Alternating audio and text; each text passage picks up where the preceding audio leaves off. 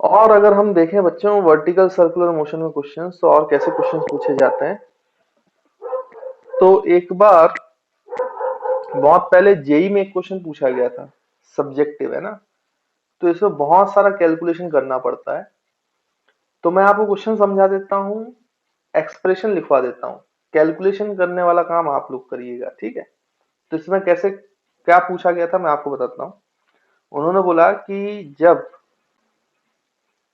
इस तरीके से वर्टिकल सर्कल करना है ना, तो उन्होंने बोला कि आपने पॉइंट को हिंज कर दिया, रोप लगा दी, यहाँ पे बॉब लगा दिए। उन्होंने बोला कि ये जो बॉब है, इसमें जो आपने इसकी रफ्तार दी है, ये एक्चुअली में उन्होंने बोला कि रूट, अगर इसकी लेंथ एल है, तो उन्होंने बोला कि √2GL से लेके √5GL के बीच में, ये उन्होंने बोल दिया है ना। अब इसका मतलब तो ये तो कंफर्म हो गया कि जब उन्होंने बोल ही दिया है कि जो वेलोसिटी है वो √2GL से लेके √5GL के बीच में रहेगी, तो हमें तो ये पता चल गया, अगर ये पॉइंट ए है, ये पॉइंट बी है, ये पॉइंट सी है, तो ए से बी, बी से सी पॉइंट के बीच में ये पार्टिकल जो है वो सर्कल को छोड़ देगा। ये तो कंफर्म है कि सर्कुलर पाथ को ये छोड़ेगा, कहीं ना कहीं छोड़ेगा। और हमें पता है कि ये किस एंगल पे सर्कुलर पाथ छोड़ देता है। अगर मान लीजिए कि यहाँ पे ये सर्कुलर पाथ छोड़ता है डी पॉइंट पे, जब उसकी रफ्तार जो है बच्चों वो कितनी हो जाएगी, v, तो ये एंगल वर्टिकल से मान लीजिए कितना है, थीटा। तो हॉरिजॉन्टल से भी ये एंगल थीटा है। तो उन्होंने कहा ये पार्टिकल प्रोजेक्टाइल करता है ना। हमें भी पता है कि ये पार्टिकल प्रोजेक्टाइल करेगा, इसमें तो कोई दिक्कत है नहीं, कोई शक वाली बात है नहीं। तो उन्होंने बोला कि जब ये प्रोजेक्टाइल करता है तो ये ऐसा हो सकता है कि एल और यू के किसी रिलेशन के लिए ये प्रोजेक्टाइल तो करे ऐसे, लेकिन ये यहीं से पास कर जाए, सेंटर से। जो वर्टिकल सर्कुलर मोशन है, मतलब इस तरीके से प्रोजेक्टाइल करे कि प्रोजेक्टाइल करने के बाद इसका जो पाथ है वो सेंटर ऑफ वर्टिकल सर्कल से होता हुआ जाए, सेंटर ऑफ वर्टिकल सर्कुलर से ये पार्टिकल जो है वो पास कर जाए। तो सेंटर से पास करने के लिए यू और एल में क्या रिलेशन होना चाहिए, ये रिलेशन आपसे पूछा गया था, पूरा डेरिवेशन करवाया गया था आपसे, है ना, सब्जेक्टिव क्वेश्चन था। तो देखिए यहां मैं क्वेश्चन लिख भी देता हूं कि find the relation between between you and L. You जो है वो √5GL और √2GL के बीच में है, और L is the length of the string U L and, so that वो रिलेशन बताओ यू और एल के बीच में, so that particle is passing particle is passing through through the centre of circle, through the centre of vertical circle. तो vertical circle के centre से पास हो, आपको ये रिलेशन चाहिए यू एंड एल के बीच में। अब देखो इसको करना कैसे किया जाना चाहिए, इस क्वेश्चन को कैसे करना चाहिए। तो आपको ये पता है, ये एंगल थीटा की वैल्यू पता चल जाती है। थीटा की वैल्यू हमें कैसे पता है भाई, हमने निकाला हुआ है पहले ही, तो आपको याद होनी चाहिए, है ना। तो मैंने आपको बोला हुआ है कि उसको याद कर लेना बच्चों, कई बार बहुत हेल्पफुल होता है।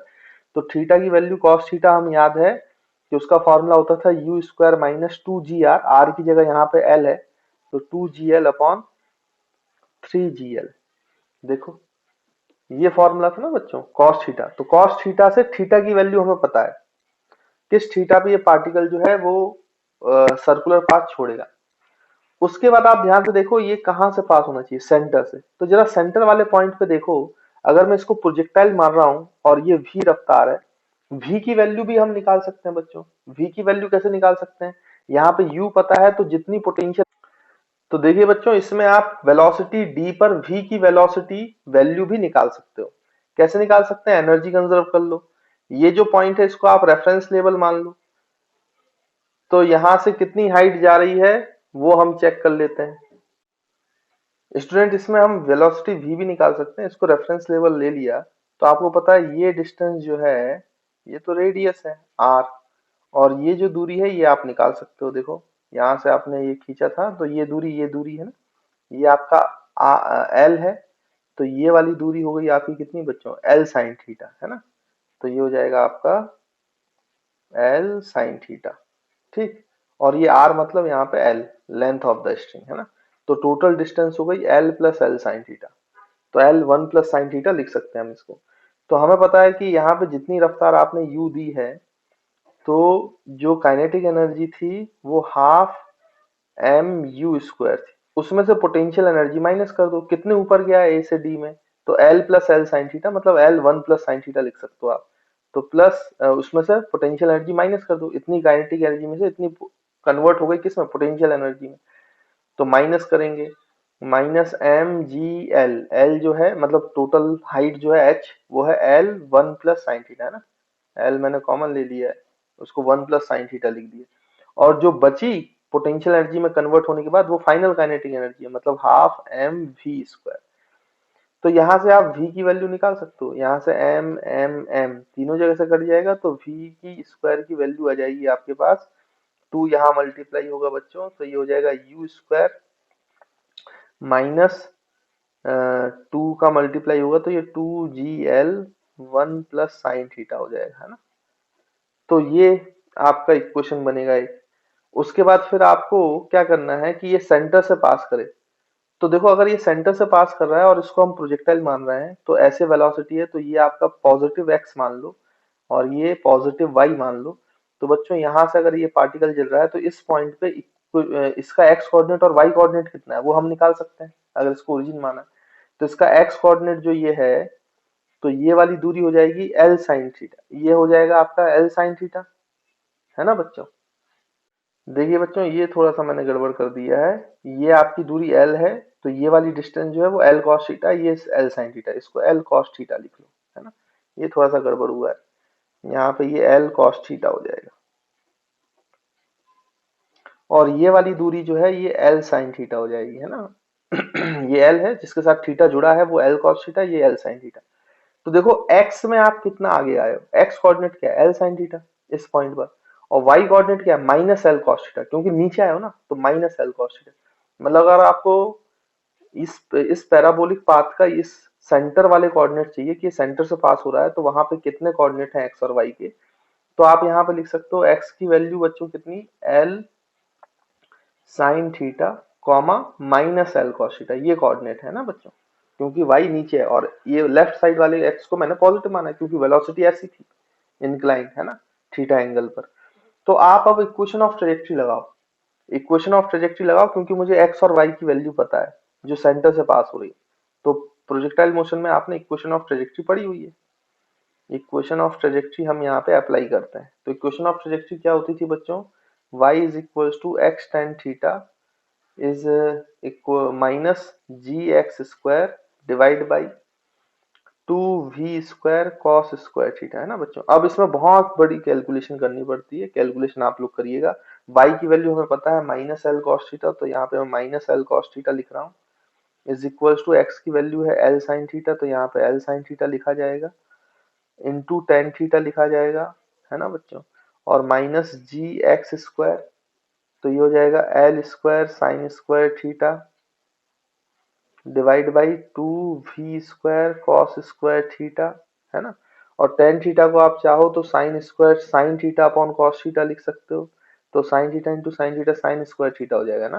तो इसको ऐसा भी लिखा जा सकता है L cos theta is equals to ये एल, अच्छा sine theta sine square theta, इसको लिखा जा सकता है 1 minus cos square theta divide by नीचे कितना आ जाएगा बच्चों, कॉस थीटा, है ना। Sine theta upon cos theta, तो ये साइन स्क्वायर थीटा को ऐसा लिखा जा सकता है upon cos theta minus G L square, cos sine square theta को 1 माइनस कॉस स्क्वायर थीटा लिखा जा सकता है बच्चों, और divide by 2v cos square theta, है ना। अब ये सॉल्व करना है ना बच्चों। आप इसको सॉल्व करना, तो हर टर्म जो है इसमें सारी टर्म्स जो है वो किस में आ जाएंगी स्टूडेंट्स, आपके कॉस थीटा में आ जाएगी, और यहाँ पे v स्क्वायर है v, और v की वैल्यू ये है, आप पुट करना, तो फाइनली l और u में आपको रिलेशन मिल जाएगा। कॉस थीटा की वैल्यू आपको यहाँ से पता है, v की वैल्यू आपको ये लिखी हुई है, हर चीज cos थीटा और v के टर्म्स में आ चुका है। आप यहाँ पे cos थीटा की वैल्यू पुट करो, v की वैल्यू पुट करो, फाइनली आपको जो है l और u में रिलेशन मिल जाएगा, जिसके लिए ये सेंटर से पास कर रहा है ना। तो इसको अब सॉल्व करना काम है, सिंप्लीफिकेशन करना है, सारी वैल्यूज रखनी है, लंबी सी कैलकुलेशन आएगी, अब वो कैलकुलेशन आप कर लो तो आपको आंसर मिल जाएगा। तो आई होप आपको ये क्वेश्चन भी क्लियर होगा कि कैसे सॉल्व करना है ना। तो इसमें कैलकुलेशन बड़ी है ना बच्चों, तो कैलकुलेशन करनी पड़ती है। बाकी मेरे ख्याल से कॉन्सेप्चुअली तो आपको ये चीज समझ में आ गई होगी कि हमें कैसे निकालना चाहिए। तो इसको जल्दी से आप लोग नोट कर लीजिए। देखो बच्चों, इसमें और कैसे क्वेश्चंस पूछे जा सकते हैं आपसे। आपको ये बोला जा सकता है कि भाई यहाँ पर एक हिंज कर दिया है अपन ने, और हिंज पॉइंट से 4 मीटर की दूरी पर बच्चों एक नेल लगा दी गई है। नेल, ये जो है ये आपका एक नेल है ना, कीला लगा दिया है यहाँ पर। और यहाँ से एक स्ट्रिंग है, जिस स्ट्रिंग की लेंथ जो है वो 5 मीटर है। इसको यहाँ पे बॉब को, एम मास के बॉब को क्या करते हैं बच्चों, यहाँ से रिलीज किया। कितने एंगल से किया रिलीज, तो थीटा एंगल से रिलीज किया जा रहा है। अब ये थीटा एंगल से रिलीज किया जा रहा है, तो ये ऐसे आएगा बच्चों, तो ये ऐसे आएगा, तो ये इसका पाथ ऐसे लेगा, ऐसे लेगा, ऐसे लेगा, तो यहाँ पे कुछ रफ्तार होगी। फिर ये जो रस्सी है वो ये नेल पे अटक जाएगी, तो ये बची हुई लेंथ 4 और ये 5, तो ये 1 मीटर की लेंथ का जो रोप है ये ऐसे जाएगा और इसके अराउंड घूम जाएगा ये बच्चों। इसके अराउंड ये 1 मीटर की रूप घूम जाएगी, मतलब ये ऐसे सर्कुलर पाथ करेगा। तो अगर ये सर्कुलर पाथ कंप्लीट कर पा रहा है 1 मीटर की लेंथ से, जब नील से ऐसे घूमता है, तो आपको बताना है कि इस थीटा की वैल्यू कितनी होनी चाहिए कि कम से कम ये वर्टिकल सर्कल कर पाए। कम से कम ये वर्टिकल सर्कल जो है वो कर पाए, है ना, ये आपको बताना है। तो हम यहाँ पे क्वेश्चन भी लिख लेते हैं, find the angle theta so that particle particle will complete the vertical circle around the nail। तो नेल के राउंड जो है वो पार्टिकल जो है कंप्लीट वर्टिकल सर्कल कर पाए, तो हमें इसको कितने एंगल थीटा से छोड़ना चाहिए, ये आपसे पूछा गया है ना बच्चों। तो देखो, अब इसका अगर हम देखें तो इस क्वेश्चन को कैसे सॉल्व कर सकते हैं। आप ये सोचो कि अगर इसको जस्ट वर्टिकल सर्कुलर कंप्लीट करना है, तो यहाँ पे यू कितना चाहिए, वेलोसिटी कितनी चाहिए भाई। यहाँ पे हमें वेलोसिटी चाहिए पड़ेगी √5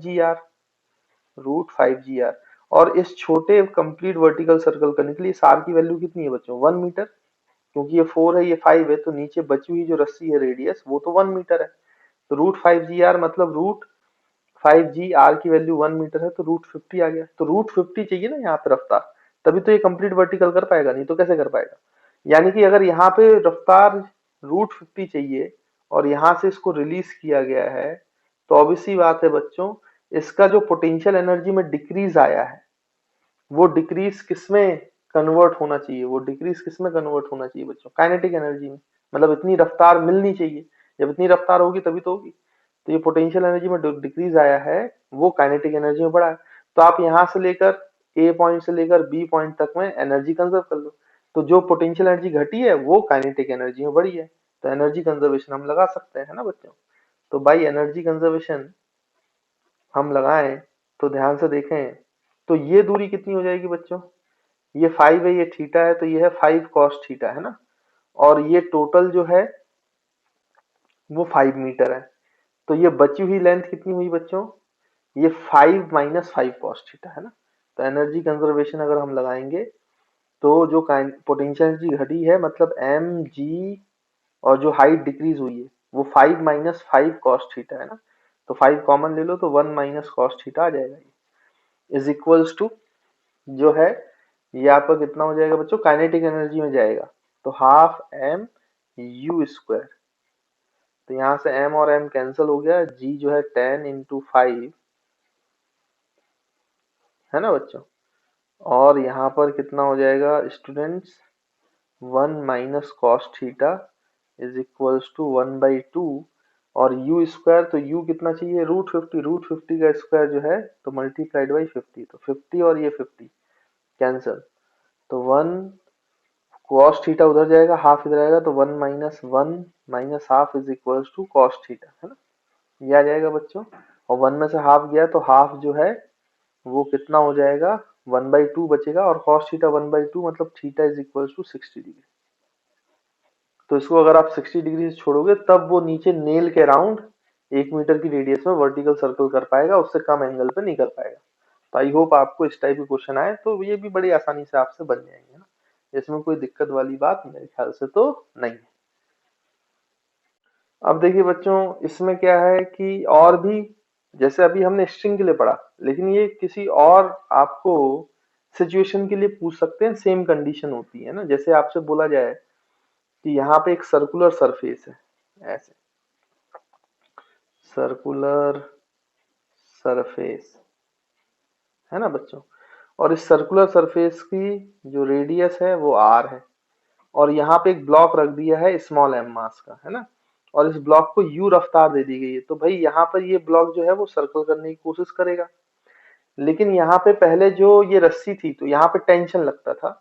अब ये टेंशन का काम कौन करेगा बच्चों, नॉर्मल रिएक्शन, बस, और कुछ भी चेंज होने वाला नहीं, बाकी पूरी एनालिसिस वही है। यहाँ पे बी पॉइंट, यहाँ पे सी पॉइंट, सी पॉइंट पे जो नॉर्मल रिएक्शन है वो ग्रेटर देन 0 होना चाहिए, तभी ये कंप्लीट वर्टिकल सर्कल करेगा। और फिर आप उसके लिए सॉल्व करोगे ना तो वही कंडीशन आएंगी जो आपने यू की कंडीशन किसके लिए पढ़ी है, रोप के लिए, रस्सी में इस केस में। और जो रस्सी वाला अपन ने पूरा डेरिवेशन किया था उसमें केवल इतना ही अंतर है कि जहां जहां टेंशन था अब वहां वहां यहाँ पे कौन एक्ट करेगा बच्चों, नॉर्मल, है ना। तो आप ये बोल सकते हो कि in this type of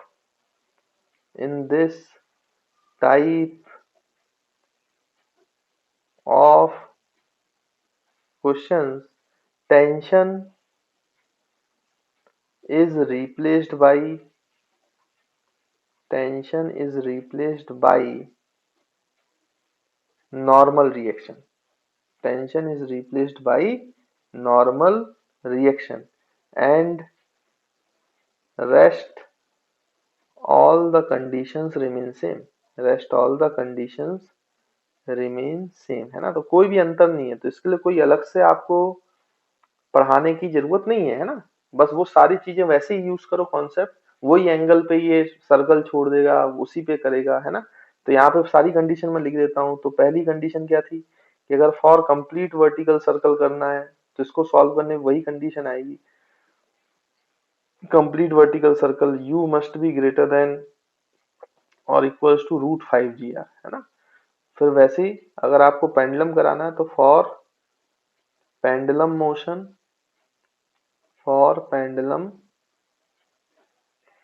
motion u must be less than equals to √2 GR, है ना बच्चों। और ये पार्टिकल सर्कुलर मोशन इस सर्कुलर सरफेस को छोड़ देगा जब नॉर्मल 0 हो जाएगा। वो नॉर्मल कितने एंगल पे 0 होता है वो भी हमें पता है। तो हम यहाँ पे बोल सकते हैं particle leaves leaves circular path, leaves circular surface. कब लीव कर देगा बच्चों, उसके लिए u की जो वैल्यू होनी चाहिए वो ग्रेटर देन √2 GR होनी चाहिए और लेस देन √5 GR होनी चाहिए। और किस एंगल पे छोड़ेगा फिर वहां से वो प्रोजेक्टाइल करेगा, है ना, सेम वही चीज। तो यहाँ पे जब लीव कर जाएगा तो कॉस थीटा आप निकाल सकते हो, उसके लिए वही same 2GR u² upon 3 GR, है ना बच्चों। ये सब हम पढ़ चुके हैं। तो सेम वही कंडीशन है इन क्वेश्चंस के लिए भी, सर्कुलर सरफेस पे बस टेंशन की जगह कौन ले लेता है, नॉर्मल, बाकी पूरी वही कंडीशंस आती हैं। तो अलग से इनको ड्राइव करने की या प्रूफ करने की कोई जरूरत नहीं है। तो आई होप आपको ये जो पॉइंट है बच्चों क्लियर होगा। अब इसी में कैसे क्वेश्चंस पूछे जाते हैं, तो अगर मैं यहाँ पे क्वेश्चन लिख दूं तो यहाँ पे इस तरीके से क्वेश्चन पूछा जा सकता है आपसे कि भाई मान लीजिए कि इस तरीके से आपका एक सेटअप है, ये ऐसे सर्कुलर सरफेस है इस तरीके से बच्चों, और यहाँ से m मास के ब्लॉक को रिलीज किया जा रहा है, तो ये नीचे गिरेगा ऐसे, रिलीज्ड। अब मान लीजिए कि ये जो है ये आपका सरफेस है, ग्राउंड सरफेस है ना। तो ये मास जो है ये ग्राउंड सरफेस से h हाइट पर क्या किया गया, रिलीज किया गया, है ना बच्चों। ये h हाइट पर, कैपिटल H हाइट से रिलीज किया जा रहा है। अब ये ऐसे आएगा, ये आएगा, ये मान लीजिए कि ये जो सर्कुलर सरफेस है इसकी रेडियस r है, और ये ब्लॉक फिर यहाँ आके फिर ऐसे ऊपर जाएगा, ऊपर जाएगा, मान लीजिए कि ये बता दिया गया कि ये ऊपर जो है ये 37 डिग्री एंगल तक पहुंच जाता है ब्लॉक। तो यहाँ पे बच्चों कुछ ना कुछ नॉर्मल होगा। जैसे मान लीजिए कि ये पॉइंट आपने ए मान लिया, ये पॉइंट जो है बी मान लिया, ये सी मान लिया, तो ये डी पॉइंट तक पहुंच जाएगा। तो डी पॉइंट पे यहाँ पे नॉर्मल लगेगा बच्चों इस तरीके से, अगर ये सरफेस के साथ कांटेक्ट में। तो डी पॉइंट पे ये बोला गया कि नॉर्मल की वैल्यू जो है बच्चों, अगर वो 2 mg हो, अगर वो 2 mg मतलब नॉर्मल की वैल्यू 2 mg होनी चाहिए, तो उसके लिए ये हाइट की क्या वैल्यू होनी चाहिए, कैपिटल एच की क्या वैल्यू होनी चाहिए। देखो यहाँ पे मैं क्वेश्चन लिख भी देता हूँ। Find the find the value of capital H so that so that value of normal at at point D will become 2 mg, will become 2 mg। तो h पर मतलब कितनी हाइट हो ये h, ताकि जो नॉर्मल है d पर वो कितना बन जाए बच्चों, 2 mg के बराबर बन जाए, है ना। तो ये क्वेश्चन है। अब इसको कैसे सॉल्व किया जाएगा, ध्यान से देखो भाई। तो इसको सॉल्व करने का तरीका क्या है कि यहाँ पे n नॉर्मल है, तो मान लीजिए कि यहाँ पे कुछ रफ्तार रही होगी v। तो हम पहले बना लेते हैं फोर्स डायग्राम। तो v रफ्तार है, तो बाहर की तरफ mv² r लगेगा बच्चों, और mg फोर्स नीचे लग रहा होगा। ये 37, तो ये 37 है, तो यहाँ पर नॉर्मल की डायरेक्शन में एक कंपोनेंट लग रहा होगा, दैट इज mg cos 37। तो अगर हम सोल्यूशन करें तो यहाँ पे नॉर्मल के साथ लिखें तो normal plus mg cos 37, mg cos 37 will is equals to mv²r। सही बात है, इसमें तो कोई दिक्कत है ही नहीं। उसके बाद फिर अगर आप ध्यान से देखो तो नॉर्मल किसके बराबर है, डी पॉइंट पर। At D point normal is 2 mg। तो भाई at D normal is equals to 2 mg। इसमें तो कोई दिक्कत है ही नहीं। तो नॉर्मल की value mg put 2 mg put करो, तो 2 mg प्लस mg cos 37, तो 4 mg/5 is equals to mv²r। ये आ गया बच्चों, है ना। तो अगर ध्यान से देखो तो इसको अगर फिर सॉल्व करते हो तो ये क्या इक्वेशन बना लेगा, 5 से एलसीएम ले लो तो ये 10 + 4, तो ये हो जाएगा 14 mg/5 is equals to mv²। तो देखो ये एक इक्वेशन आ गई। अब mv² की वैल्यू चाहिए ना, mv² की वैल्यू मिल जाएगी तो हमारा काम बन जाएगा। अब mv² की वैल्यू कैसे निकालेंगे बच्चों, तो एक काम करो, आप यहां से यहां तक एनर्जी कंजर्व करो। मतलब अगर ये पॉइंट आप ओ मान रहे हो तो ओ से डी तक आप एनर्जी कंजर्वेशन करो। आप इसको रेफरेंस लेवल नीचे से ही मान सकते हो, लेकिन मेरे को जल्दी अगर सॉल्व करना है तो मैं रेफरेंस लेवल एक काम करता हूँ, डी पॉइंट को ही मान लेता हूँ। अब ऑब्वियस सी बात है, ओ से डी में जितनी पोटेंशियल एनर्जी घटेगी उतनी ही तो काइनेटिक एनर्जी बढ़ेगी भाई। जितनी पोटेंशियल एनर्जी घटेगी उतनी काइनेटिक एनर्जी बढ़ेगी। ओ से डी में कितनी पोटेंशियल एनर्जी घटी है, तो ये जो हाइट होगी वो हमें निकालनी पड़ेगी। अब ये कैसे निकालेंगे बच्चों, ध्यान से देखो, ये हाइट हमें निकालनी पड़ेगी। तो इसको कैसे निकालेंगे, तो ये आप निकाल सकते हो। देखो ये दूरी तो r है, ये भी रेडियस r है, तो ये दूरी कितनी हो जाएगी बच्चों, ध्यान से देखें आप, ये दूरी कितनी हो जाएगी, ये r है, ये 37 है, तो r cos 37 तो हो जाएगा 4r/5। तो अगर आप इन दोनों को ऐड कर दो, इन दोनों को ऐड कर दें, 4r/5 प्लस r, तो ये जाएगा 9r/5, है ना बच्चों। तो ये दूरी कितनी बची, ये टोटल हाइट h है, इसमें से ये घटा दो तो ये o से d के बीच की दूरी बचेगी, तो ये हो जाएगा h माइनस 9r/5। देखो ये है। तो पोटेंशियल एनर्जी कितनी हाइट में डिक्रीज हुई है, h माइनस 9r/5। वही तो किसमें कन्वर्ट हुई है, इसके वेलोसिटी में, मतलब किसमें कन्वर्ट हुई है, काइनेटिक एनर्जी। तो अगर हम यहाँ पे एनर्जी कंजर्वेशन लगाएं भाई, एनर्जी कंजर्वेशन, तो मैं डायरेक्ट दिख रहा हूँ कि ओ से डी में जो पोटेंशियल एनर्जी डिक्रीज है वो तो है mg/h। हाइट, कितनी हाइट डिक्रीज हुई है भाई, h माइनस डी पॉइंट तक, 9r/5 इज इक्वल्स टू किस में कन्वर्ट हुई है, तो हाफ mv²।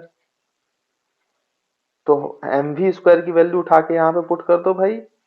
अगर यहाँ पे पुट करोगे तो फ्रॉम इक्वेशन 1 आप लिख सकते हो, ये 2 इधर आ जाएगा, फ्रॉम इक्वेशन 1। तो इक्वेशन 1 से देखें तो कितना आ जाएगा बच्चों, 14 mg/5 is equal to mv²। तो 2 यहाँ मल्टीप्लाई कर दो तो ये 2 mg h माइनस 9r/5 आ जाएगा। तो यहाँ से mg दोनों कैंसिल हो जाएंगे बच्चों, है ना। तो यहाँ तक तो कोई दिक्कत नहीं। तो ये कितना बचा, 14/5, है ना स्टूडेंट्स। तो इसको अगर हम फर्दर सॉल्व करें तो हमारा आंसर आएगा, देखिए। तो देखिए बच्चों यहाँ पे आपने पुट किया। अच्छा यहाँ पे एक चीज और है, ये mv²/r था, इधर मल्टीप्लाई करोगे ना तो ये r इधर आ जाएगा ऊपर, है ना। तो यहाँ पे भी एक r चल रहा है, ये नीचे mv²/r का r मैंने इधर मल्टीप्लाई कर दिया, इसलिए यहाँ पे mv² लिखा था। अब देखो आप इसको फर्दर अगर सॉल्व करते हैं तो देखिए बच्चों कैसे सॉल्व होगा ये। यहाँ से देखो ये 14/5r है और ये 2 टाइम्स है, तो ये हो जाएगा 14r/5। एक काम करो इसको भी कैंसिल कर दो, तो 14 से ये कैंसिल हो जाएगा, तो ये 7 बचेगा, है ना। तो इसको हम लिख सकते हैं 7r/5 यहाँ पे बचेगा, और इधर बचेगा equals to h minus 9r/5। तो h की वैल्यू कितनी हो जाएगी भाई, 7r/5 प्लस 9r/5। तो ये 7 प्लस 9 जो है 16 हो जाएगा। तो h की वैल्यू आ जाएगी 16r/5 which is the required result to this answer. तो इस तरीके से इस क्वेश्चन को आप बच्चों क्या कर सकते हो, सॉल्व कर सकते हो। तो आई होप आपको अप्रोच समझ में आया होगा, कॉन्सेप्ट समझ में आया होगा, है ना। बिल्कुल वैसे ही केसेस हैं जैसे पहले थे, बस आपको सॉल्व करना आना चाहिए। तो मैंने आपको कई बार बोला हुआ है कि पूरे वर्टिकल सर्कुलर के मोशन के क्वेश्चंस में सिर्फ 2 ही चीजें यूज होती हैं, एक फोर्स इक्वेशन और दूसरा एनर्जी कंजर्वेशन। आप कोई भी सवाल उठा के देख लो, सिर्फ ये 2 ही चीजें यूज हुई हैं, फोर्स बैलेंसिंग और एनर्जी कंजर्वेशन, और पूरा सवाल सॉल्व हो जाता है। बस आपको लगाना आना चाहिए, कॉन्सेप्ट आना चाहिए, कुछ फॉर्मूले चाहिए, तो फॉर्मूले पता होना चाहिए, बाकी आपसे सब बन जाएगा इसमें, है ना। तो आई होप ये क्वेश्चन भी क्लियर है। अब देखिए बच्चों यहाँ पर एक और छोटा सेक्शन है, उसको भी मैं बता देता हूँ। स्ट्रिंग की जगह कभी कभी यहाँ पे मासलेस रॉड के लिए पूछा जाता है, मासलेस रॉड। तो थोड़ी सी इसमें कंडीशन अलग है ना, massless rod.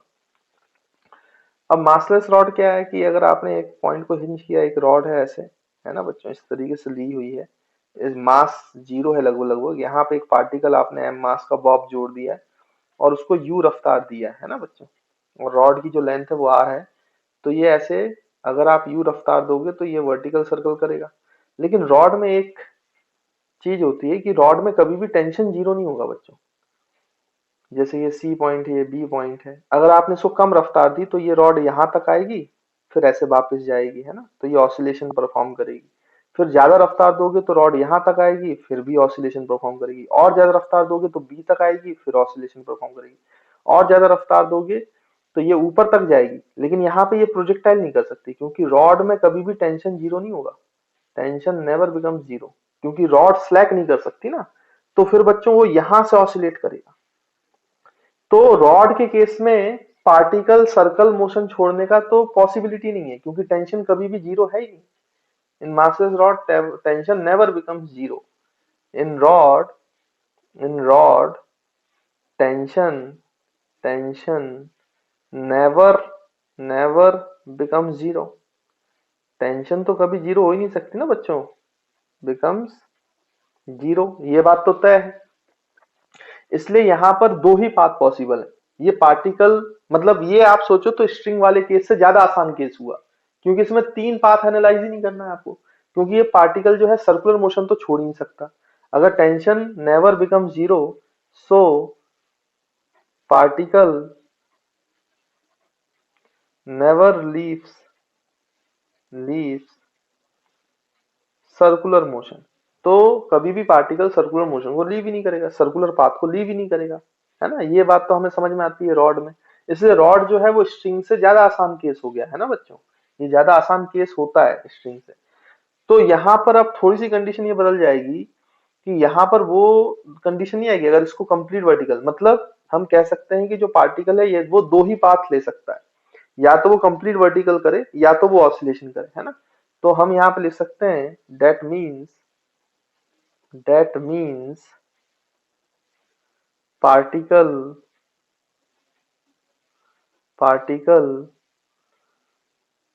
in this case particle in this case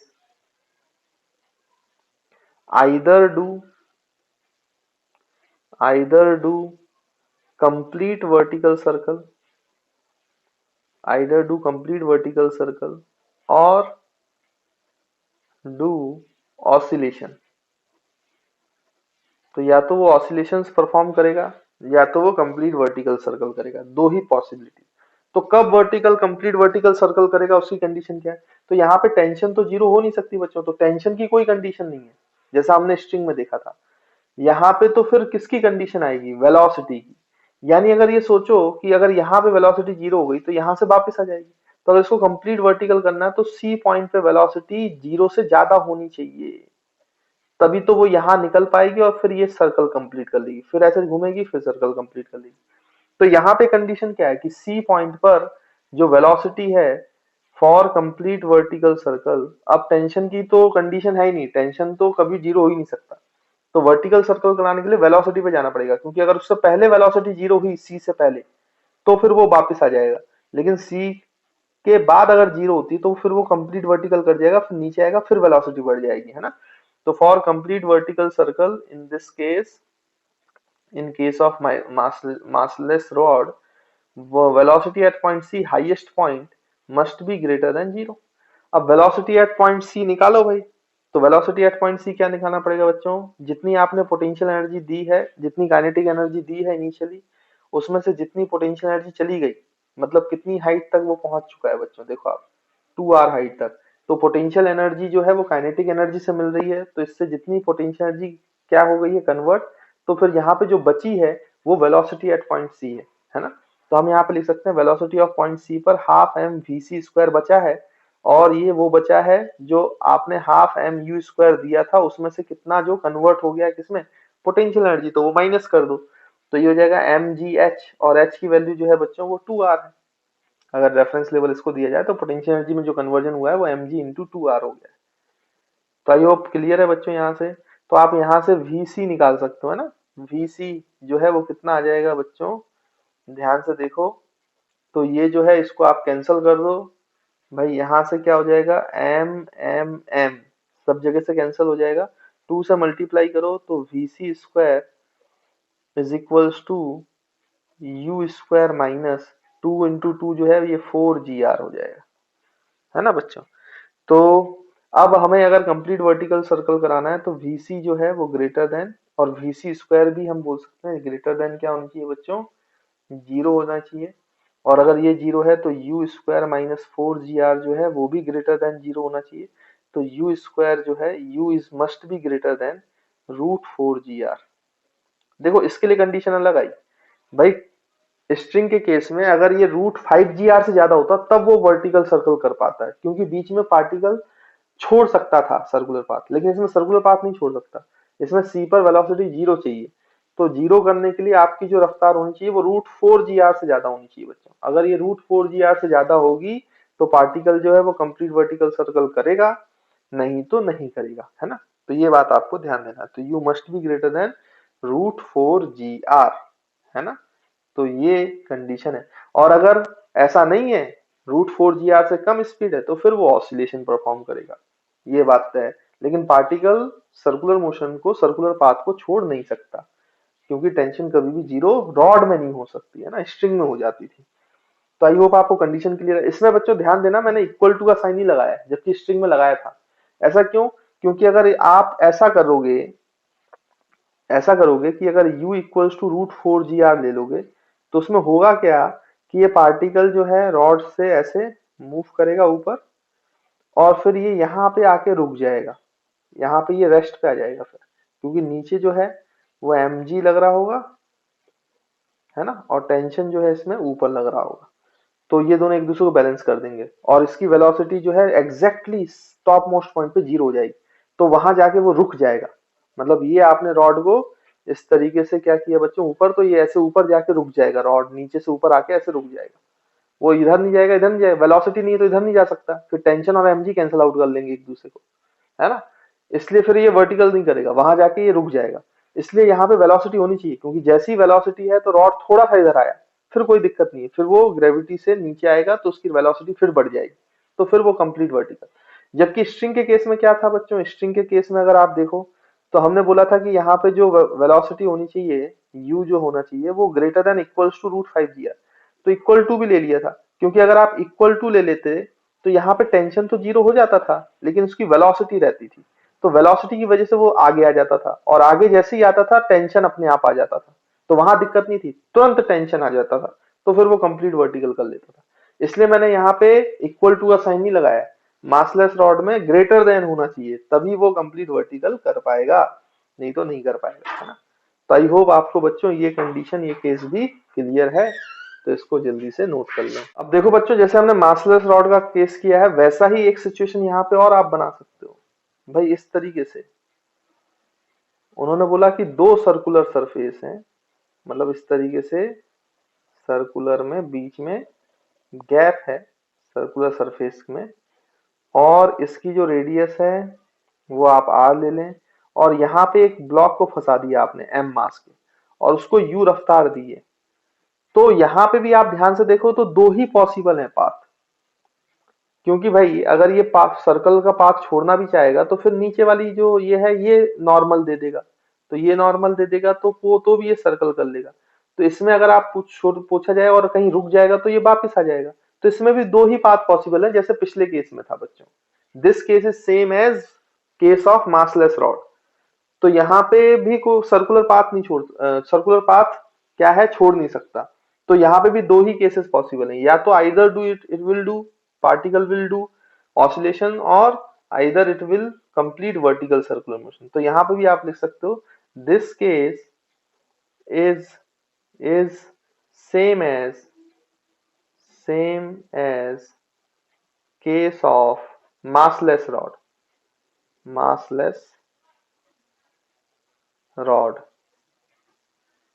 that is either particle do complete vertical circle or it will do oscillations। दो ही केसेस पॉसिबल है, छोड़ने वाला तो सवाल ही पैदा नहीं उठता, क्योंकि नीचे ऊपर दोनों नॉर्मल देने के लिए तैयार है ना।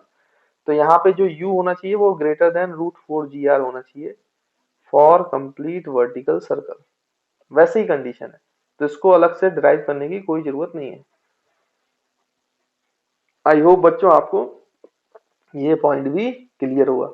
अच्छा, इसमें कभी कभी ऐसा सवाल पूछा जाता है कि अगर ऐसी बात है, यानी कि अगर हम यहाँ पे फिर से देखें तो हम बोलें कि भाई यहाँ पर दो सर्कुलर सरफेस है, उनके बीच में आपका m मास का पार्टिकल जो है, r रेडियस, ये पार्टिकल m मास का है ना, उसको रफ्तार दी गई, बोल दिया गया कि उसको वेलोसिटी दी गई है √44 मीटर पर सेकेंड, और ये जो इसका मास है ये आपको बोल दिया गया कि 1 kg का है, और रेडियस बोल दिया गया कि 1 मीटर का है ना बच्चों।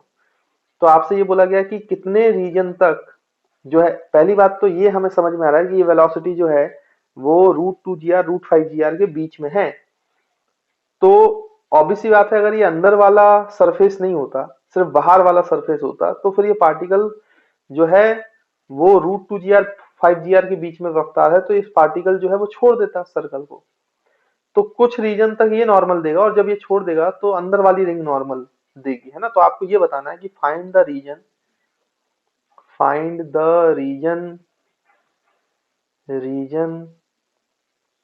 in which normal is given by inner ring। तो कितने रीजन तक इनर रिंग जो है वो नॉर्मल देगी, and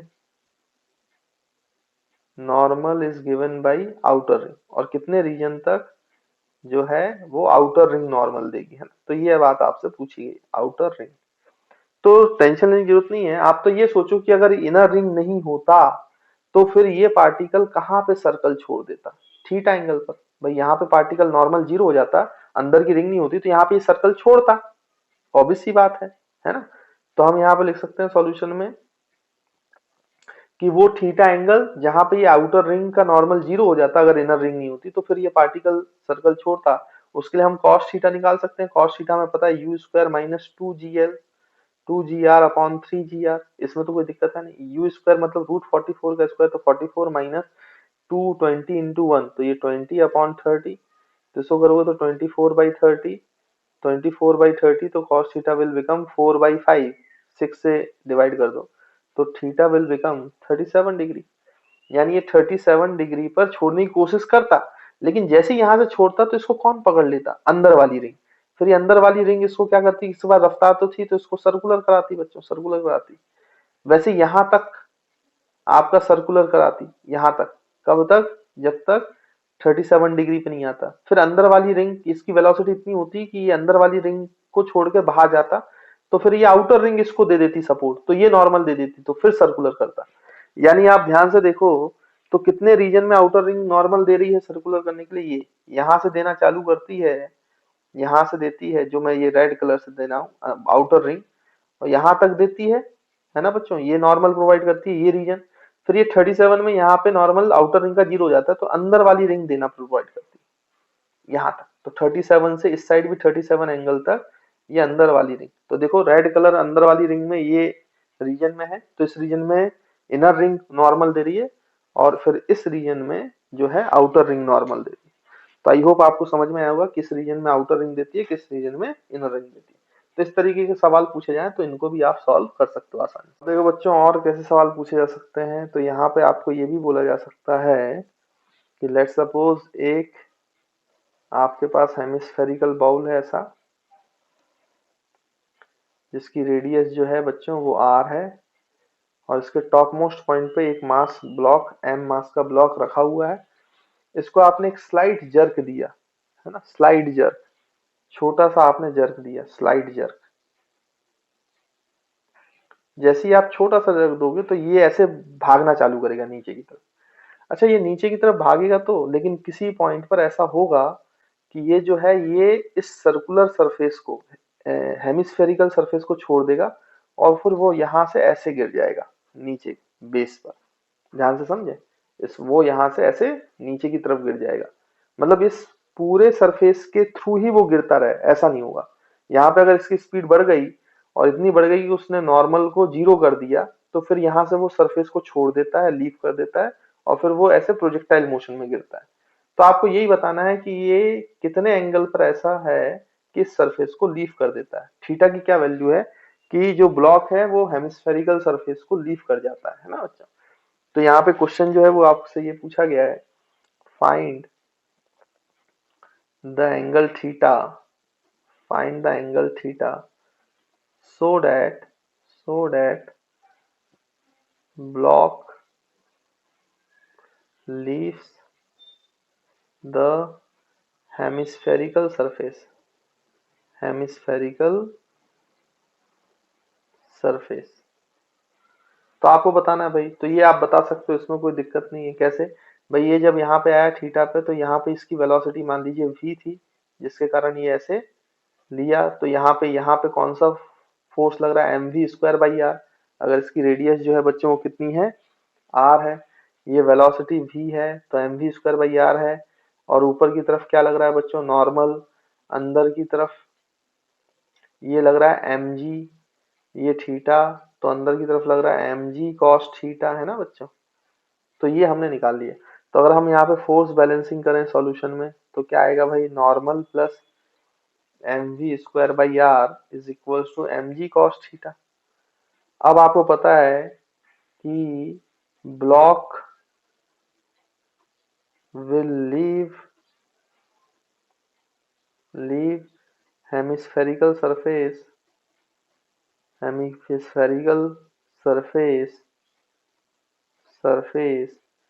at theta only when normal becomes zero। जब नॉर्मल जीरो होगा तभी तो छोड़ेगा, नॉर्मल जीरो होने पे ही तो छोड़ेगा सरफेस, जब तक नॉर्मल जीरो नहीं तब तक कैसे छोड़ेगा। तो नॉर्मल की वैल्यू जीरो पुट कर दो, तो इसका मतलब mv स्क्वायर बाई आर जो है वो mg cos थीटा के बराबर है, और mv स्क्वायर जो है वो mgr cos थीटा के बराबर है, ये हमें पता चल गया। अब mv स्क्वायर की वैल्यू निकाल लो तो हमारा काम बन जाए बच्चों, है ना। तो mv स्क्वायर की वैल्यू कैसे निकालेंगे, तो देखो ये अगर आप रेफरेंस लेवल लो तो ये मास जो है नीचे से इतना नीचे आया, जितनी इसकी पोटेंशियल एनर्जी डिक्रीज हुई है वही तो इसकी काइनेटिक एनर्जी में गई है ना, एनर्जी कंजर्वेशन लगाना है भाई। तो ये दूरी कितनी है, ये टोटल आर है, और ये डिस्टेंस कितनी है बच्चों, ये आर है, ये थीटा है, तो ये हो गया आर कॉस थीटा। तो ये बची हुई दूरी कितनी हुई बच्चों, टोटल आर और ये आर कॉस थीटा माइनस कर दो, तो ये हो गया R minus R cos theta, ये दूरी। तो आर कॉमन लोगे तो 1 माइनस कॉस थीटा आएगा, है ना। तो यहाँ पे हम लिख देते हैं भाई कि कितनी हाइट नीचे आया है, वो R minus R cos theta, है ना बच्चों। तो यहाँ पे लिख दो कि अगर हम एनर्जी कंजर्वेशन लगाएं, एनर्जी कंजर्वेशन, तो उसकी पोटेंशियल एनर्जी में डिक्रीज कितना है, एम जी, और हाइट है R minus R cos theta, और इज इक्वल्स टू यही डिक्रीज इन पोटेंशियल एनर्जी की काइनेटिक एनर्जी में गई है, तो हाफ एम वी स्क्वायर। अब ये एम वी स्क्वायर की वैल्यू उठा के पुट कर दो इक्वेशन 1 में, है ना। तो फ्रॉम इक्वेशन 1 हम लिख सकते हैं भाई कि यहाँ से एम वी स्क्वायर की वैल्यू, ये 2 यहाँ मल्टीप्लाई हो जाएगा बच्चों, तो 2 टाइम्स हो जाएगा, तो 2 टाइम्स एम जी आर, अच्छा आर कॉमन ले लो तो ये बचेगा 1 minus cos theta is equals to, यहाँ पे देखो M G R cos theta बचा है, तो एम जी आर दोनों साइड से कैंसल, तो ये बचेगा 2 minus 2 cos theta is equals to cos theta, है ना बच्चों। इसको फिर फर्दर यहाँ से सॉल्व करते हैं, तो ये हो जाएगा 2 is equals to 3 cos theta, तो cos theta is equals to 2/3, तो theta will become cos inverse 2/3। तो this is the answer to this problem. तो आई होप आप समझ गए होंगे कि कैसे निकाला जाता है।